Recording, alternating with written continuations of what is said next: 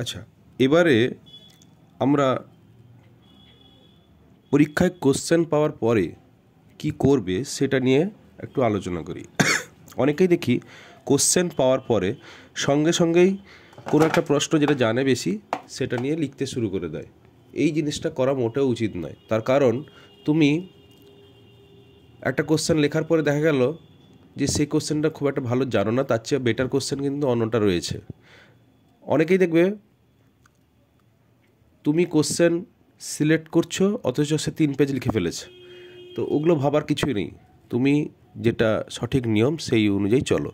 তাহলে কোশ্চেন পাওয়ার পরে আমরা কোশ্চেনটা অলরেডি আমরা আগের থেকে প্রিপেয়ার হয়ে যাব পরীক্ষায় ঢোকার আগে, যে যদি কোনো পরীক্ষায় ফুল মার্কস যদি 30 মার্কস থাকে এবং টাইম 2 ঘন্টা থাকে, আমি ফার্স্টে 5 মিনিটের জন্য কোশ্চেন সিলেকশানের জন্য রেখে দেবো এবং লাস্টে 10 মিনিট রেখে দেবো অন্যান্য কাজের জন্য। তাহলে টোটাল থাকছে 15 মিনিট। তারা 120 মিনিটের মধ্যে 15 মিনিট সরিয়ে দিলে বাকি থাকছে আর 105 মিনিট। এই 105 মিনিট আমি করব 30 মার্কের জন্য। তাহলে একটা নাম্বারের জন্য আমি 3 থেকে 3.5 মিনিট আমি দিতে পারি। এইটা যেন থাকলো। এবার দেখো, একটা এই পেপারটাতে কোশ্চেনে 1-এর দাগ, 2-এর দাগ, 3-এর দাগ, অনেক সময় ক বিভাগ, খ বিভাগ, গ বিভাগ থাকে। তাই এটা যদি একটা বিভাগ হয়, এটা যদি একটা বিভাগ হয়, এটা যদি একটা বিভাগ হয়, আমি পরপর কোশ্চেনটা সিলেক্ট করব। দেখো, আমি পরপর পড়ে যাচ্ছি, right two advantages of market main অমুক তমুক। যে কোশ্চেনগুলো আমি পারবো, একদম ভালো জানি, সেই কোশ্চেনগুলোকে আমি এইভাবে মার্কিং করব। নিশ্চয়ই দেখতে পাচ্ছ তোমরা, এইভাবে মার্কিংটা করব। হয়েছে? এবারে ধরো 8টা কোশ্চেন থাকবে, এখানে 7টা রয়েছে, যদি 8টা কোশ্চেন থাকবে, 8টা কোশ্চেনের মধ্যে তোমাকে 5টা কোশ্চেন সিলেক্ট করতে হবে। তুমি 4টা কোশ্চেন ঠিক জানো, বাদ বাকি কোশ্চেনগুলো ঠিকঠাক জানো না।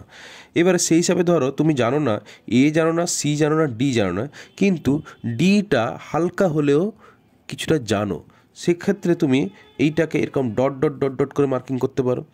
এবারে চলে এসো, আর এখানে বেশি টাইম ওয়েস্ট করবে না। 3টা কোশ্চেন কেন জানো না, কী লিখবে, এই সব টেনশন করার দরকার নেই। 2 নম্বর কোশ্চেনে চলে এসো। এখানে ধরো 2টো কোশ্চেন করতে হবে, তাহলে বি এবং সি তুমি জানো, টিক মারলে ওইভাবে যেভাবে বলেছিলাম। 3 নম্বর কোশ্চেন, 2টো কোশ্চেনের মধ্যে একটা কোশ্চেন করতে হবে, এ করলে। এবারে এখানে দেখো, আচ্ছা ওটা পরে আসছি। এবারে দেখো, আবার তুমি 1-এর দাগের কোশ্চেনে যাও, সেখানে দেখো ওই যে 3টা কোশ্চেনের মধ্যে বেটার কোনটা জানো। কেন বললাম, প্রথমে ওটা অনেকক্ষণ ভাবার জন্য মাইন্ড ঠিকঠাক অ্যান্সার দেয় না যে কোন কোশ্চেনটা লিখবে, কিন্তু এবারে তুমি বুঝতে পেরে যাবে যে হয়তো ডি কোশ্চেনটা করা যেতে পারে। তাহলে ওইভাবে দাগ দাগ দাগ দাগ দিয়ে মার্কিং যেটা করতে বললাম সেটা পরে করতে পারো। কিন্তু ওভারঅল 3টা বিভাগের মধ্যে তুমি বুঝতে পারছো হয়তো তোমার এই বিভাগটা বা 2-এর দাগটায় যে 2টো কোশ্চেন সেটা কিন্তু খুব ভালো জানো।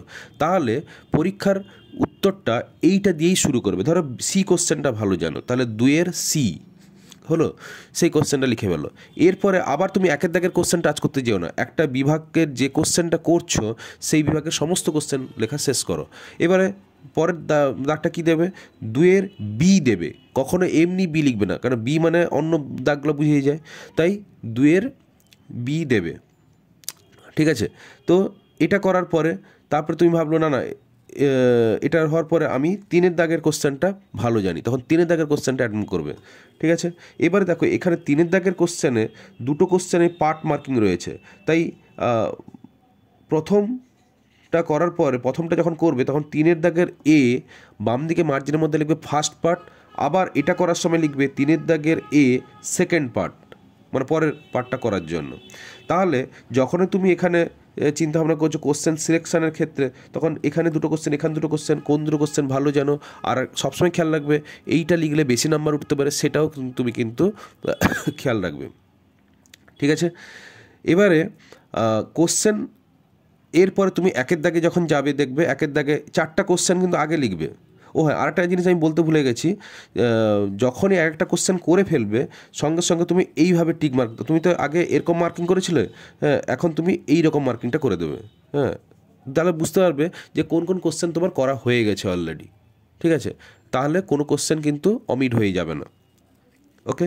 এবারে কোশ্চেন ধরো 1-এর দাগে 4টা কোশ্চেন করেছো, তারপরে আরেকটা কোশ্চেন যখন তুমি করছো তখন ভাবছো যে আচ্ছা এই কোশ্চেনটা ঠিকঠাক হতে পারে না, আমি আরেকটা কোশ্চেন লিখে ফেলি। এই ধরনের কখনো কোশ্চেন করতে যাও না, তাতে তোমার প্রতি টিচার একটা মানে খুব বাজে ইমপ্রেশন তৈরি হয়। যে কটা কোশ্চেন করতে দেওয়া আছে সেই কটাই কোশ্চেন করবে। তুমি এটা ভেবো না যে 6 নম্বর 7 নম্বর 4-5টা কোশ্চেন করতে দেওয়া আছে, 6 নম্বর 7 নম্বর কোশ্চেনে তুমি বেশি নাম্বার পাবে তাই বলে তোমাকে সেটা দিয়ে দেবে। হ্যাঁ, টিচার কিন্তু প্রথম 5টা কোশ্চেনই দেখে নেবেন, তারপরে দুটো কোশ্চেন পর কেটেই দেবে, ও দেখবেই না আর। এটাই তাদের নিয়ম।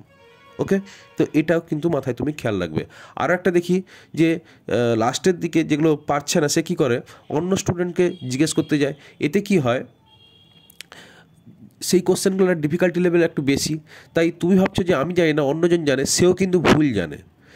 পরীক্ষক ঠিক অ্যান্সারগুলো যদি পায় তাহলে ভাববে হ্যাঁ ওরা পড়ে লিখেছে, কিন্তু যদি ভুল অ্যান্সার পেয়ে যায় এবং সেই ভুল যদি পরপর দুটো স্টুডেন্টের সেম থাকে, তখন তার মানে পরীক্ষকের কিন্তু মাথা খারাপ হয়ে যায়। হ্যাঁ, দুজন স্টুডেন্টকে কিন্তু থেকে কম নাম্বার দিয়ে, ঠিক আছে, এইটা করতে জানো। বরং তুমি নিজের থেকে একটু ভেবে লেখার চেষ্টা করো, এতে কিন্তু টিচার প্লিজড হবে। সে ভাববে যে হ্যাঁ এ জানে না, একটু লেখার চেষ্টা করেছে, কিছু না আমাকে কিন্তু দিয়ে যাবে। ওকে, তাহলে এই